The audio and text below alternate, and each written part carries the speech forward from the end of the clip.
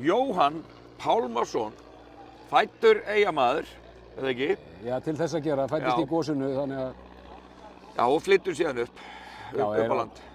Já, sem sagt, ég fæddist á Akranesi út af gosinu 73. Já, ok, já. En þú ert með mikla tengingu við Eyjar, en það nú ekki aðalatrið, þú stendur hérna uppi sem sigurvegari í þessum fyrsta flokki hér í dag í Volcano.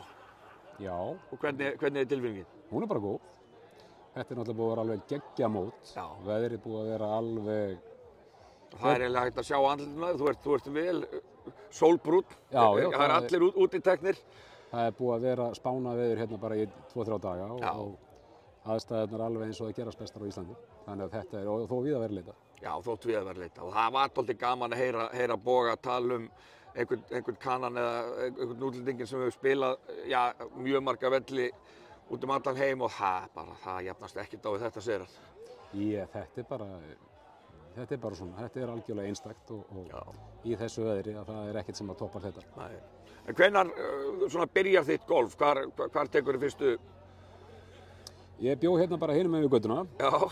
Eins nálægt golfvellinum eins og hægt var að búa. Já. Og það byrjaði að slá hérna golfkúlur bara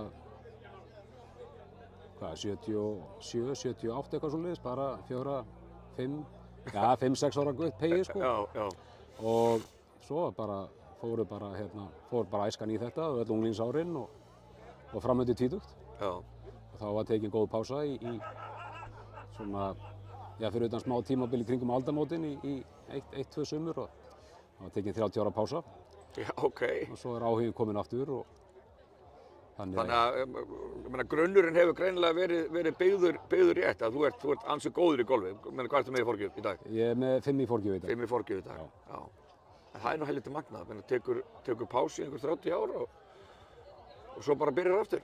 Já, það er maður náttúrulega var dottinn út úr öllu kerfi og maður var komin inn í 3 í forgjöf á sínu tíma, 92 eitthvað svoleiðis, þegar ég hætti í golfi. Og svo núna fyrir rúmum 2 árum síðan þá var ég með 54 og ákvað að spila mig inn til forgjöfar. Já, þú fórst ekki í mót með 54 í forgjöf. Nei, það var kannski sem betur fyrir því að ég fekk 84 púnta. 84 púnta, já, það hefði verið dálítið skrítið. Það hefði orðið svolítið dúbíus. Jafnvel sakkaður bara forgjöfarsvindl. Já, mjög líklega. Mjög líklega. Þannig að, nei, það er bara áhuginn kominn aftur og þetta er náttúrulega bara geggjað. Og hann minnkar væntanlega ekki eftir svona helgi? Nei, þetta er náttúrulega, mann langar bara út að spila núna. Já. Æskan var þannig þegar við vorum unglingar hérna, við vorum að ræða það hérna í dag, við vorum 4 Eyjapeyjar saman að spila, að við vorum, bara þegar við vorum unglingar, við vorum hérna bara til 1, 2, 3 á nóttunni þegar að veðrið var svona.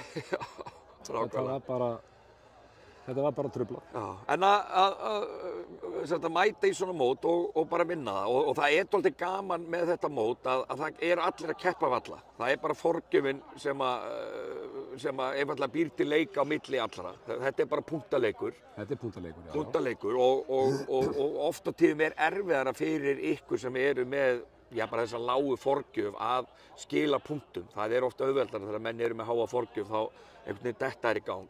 En hver er lykillinn að þínum sigri hér í dag heldur þú?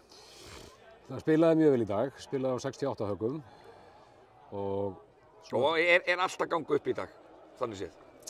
Já, þetta bara var vel á boltanum, sló vel, púttaði mjög vel. Já. Og svona sennilega það sem er alltaf bara eins og alltaf í golfinu, það eru púttin sem að vinna mótin, þannig að þau duttu með í dag og var að setja bara niður góð pútt. Já. Þannig að ég held að það sé bara spilaði ágætlega í gær, það var á 75 höggum í gær. Já, sem er ágætt á þinn, en á 68 hefur verið rosalega góð tilfinning. Já, ég held að síðast ég spilaði á 68 höggum inn í Eyjum, það var í meistaramótinu 1989 á móti Júlíusi Hallgrímssyni og föðurbróður hans Haraldi Halla Gullskalla, blessuð sé minning hans. Já. En svona fyrir bara þennan almenna kylfing, sko golfið er dálítið mikið á milli eyrnanna, ert þú ekki dálítið að svona, hugsar nánast hvert einastu högg, þú lætur ekkert bara vaða, þarf ekki dálítið að hugsa þetta líka? það náttúrulega þarf að hugsa þetta allt saman. Já. Og það er lykillinn að góðum golfhring er að vera búin að búa sér til gameplan og vera með rútínu, reyna að vera með einfalda rútínu, agaður á þeirri rútínu, stíga út úr ef manni finnst mann ekki vera tilbúinn. Og það gekk, ég held að það hafi verið það sem að gerði það að verkum að ég skoraði nokkuð vel í dag. Nokkuð vel, jafnvel mjög vel. Já, jafnvel mjög vel. Að ég hélt mér